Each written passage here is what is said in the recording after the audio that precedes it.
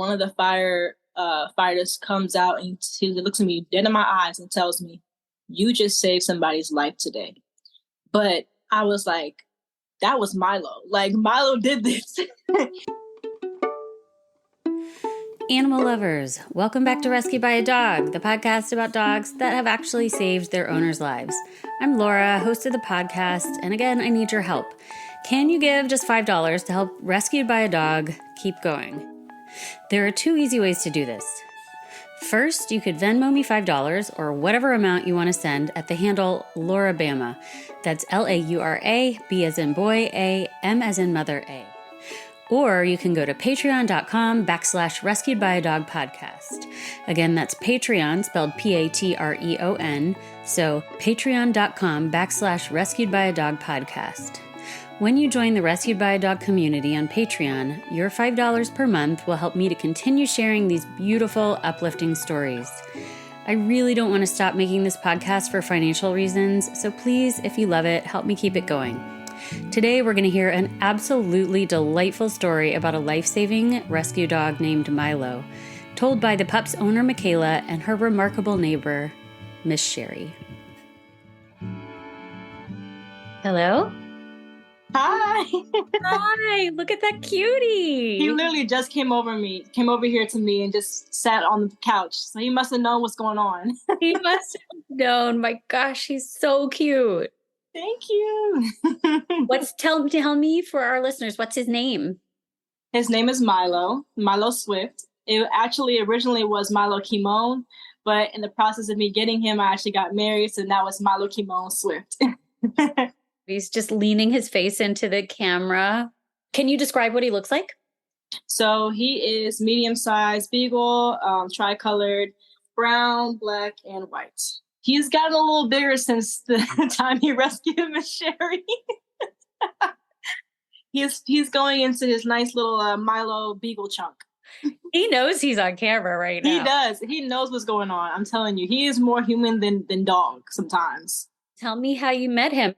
It was December 13th, 2020. My aunt had called me early in the morning, and it was a Saturday, I think. And she was just like, do you want to come to this dog adoption fair they're having in Bethesda? And I was like, sure, I got nothing to do this Saturday. I'm not doing anything. So she comes over. It's me, my little cousin, and my aunt. We get in the car.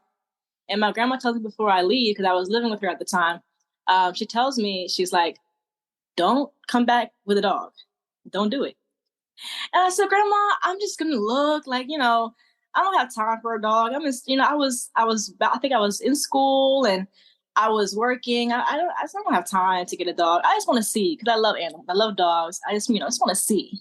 And we get there and there's this long line of people at a car dealership. And it was really unusual to go to a car dealership for an adoption event. But I said, you know what? This is new. This is fun. I'm going to go and see about it. And so as my aunt and I are standing in line and my little cousin is just kind of just looking at everything going on, I said to my aunt, I said, Auntie, if I see a beagle and he's little and he's cute, I'm going to get him. But you know how rare that is, though, to actually, find exactly what you want at the, at an adoption event. But it happened. He was the last dog that actually came in. This foster family, they were running late that day. So as I was leaving the event, they were coming in with Milo. And I said, Auntie, this is the beagle I was talking about. And she was like, oh my gosh, that is so crazy. So we go over to Milo and he comes over, he sees me, he jumps to me and starts licking me, and I'm just like, oh my gosh, Auntie, I have to have him. He's so cute. But everybody decided to come over and they also wanted him too. So I had some competition, I guess you could say. People really wanted him, but I think it was definitely meant to be. Once I got the phone call after putting in that I wanted to adopt him, they called me back probably 30 minutes after that and said, you can take him home. I was excited. I was nervous. I said, my grandma's going to kill me. So tell me about taking him home. What was it like adjusting to each other?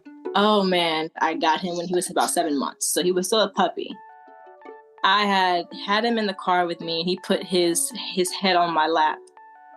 And then he got on the floor and then put his head on my feet. And just like, I instantly fell in love with him. And I said, Auntie, we got to go to the PetSmart. We got to get all the things. Because again, I wasn't planning on, he's on my lap. I was not planning on bringing a dog home. So we stopped by the PetSmart and we got all the things. I think Milo made an accident at the PetSmart. So I had to clean it up. And when I got home, my aunt said, okay, Grandma's going to be real upset with you. So you have to prepare. And I was like, okay. So I tried to sneak the stuff in, but she was right at the door. And she said, no, you didn't. I said, Grandma, I'm sorry. She said, no, you didn't just get a dog. I said, I did get a dog. And she was like, no, let me see him. And then she's like, he's so cute, but I told you not to go do that. And I was like, Grandma, I couldn't help it. I had to get him. Look at him. The first 5 days, he was a good boy. He was so good. He was just resting. He would just cuddle with me all day. And then that 5th day, he was like, okay, I'm going to show out and I'm going to be the real beagle that I am. So tearing things up and getting into things. I'm chasing him everywhere. My grandma's mad at me. I'm just like, I'm sorry. It was crazy. He did calm down eventually. I think now that he's going on, he's about 3 years old now. He's definitely a lot more calm. He just lays on the couch. He looks at me, looks at the TV, goes back to sleep. Okay, so tell me the story of how Milo helped to rescue your neighbor. Okay. That morning, I was getting ready to go dress shopping for my wedding. So I go outside and Milo's kind of at the door as I'm trying to leave. And so I go to the car, I drop my stuff in the car, and I tell Marissa Bernard, I said, you know what? I'm going to go back and go walk Milo first. I think he might need to go for a walk because he's scratching at the door. So I don't want to just ignore him. So I go back inside and I open the door and Milo shoots out. He just runs and bolts out the door. I couldn't catch him. Marissa and Bernard were like, where is he going? I'm like, I don't know where he's going. So I'm trying to get him. Marissa's following me. We're trying to run around the whole neighborhood looking for him. And he gets down my street and he goes to this one house. And I'm like, I don't want to go to that person's yard. I don't know who lives there. I don't want the police being called. Like, I'm trying to break into their house. Like, I don't know what to do.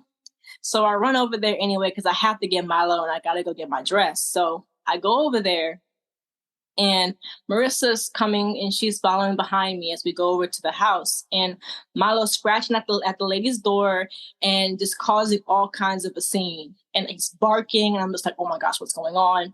And we hear a faint help. And Marissa's like, you hear that? I said, hear what? And then we hear another help, like help, help. And both of us run closer to the side of the house where this window is. And the window is open and we're hearing somebody screaming for help. And so Marissa's like, are you hurt? Are you okay? She's asking questions to that neighbor, which happened to be Miss Starr. Miss Sherry Starr, and she was just saying, I need help. So we couldn't really get much conversation going with her. So what we did is we just immediately called 911 and we stayed and waited for them to show up.